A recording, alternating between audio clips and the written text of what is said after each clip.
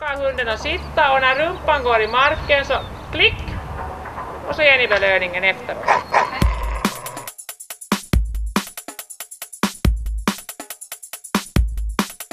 Mera godis och här finns det där köttbullar, köttbullsbitar, men som sagt klick godis, klick godis, klick godis, klick godis, klick godis, klick godis. Så börjar det vara liksom befäst i hjärnan att det där klick det betyder faktiskt godis.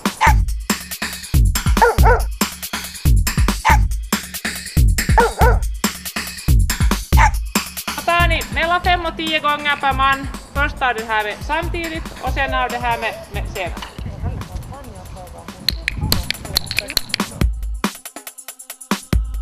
Jag har haft djur hela mitt liv och de har nog intresserat mig ganska mycket. Det här. Jag visste ingenting om den här skolan först förra året. En hund klickar att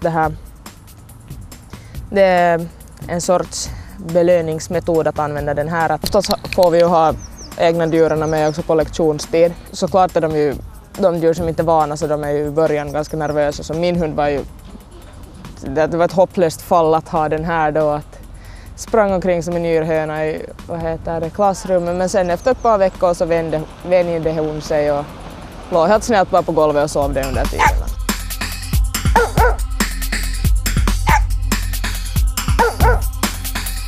Vi har ju yngsta är ju 16 och äldsta är 43 kanske, ditåt.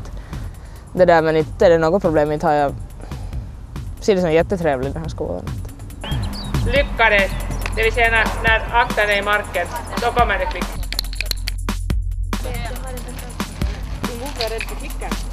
Ja, jag trycker med den där hårda.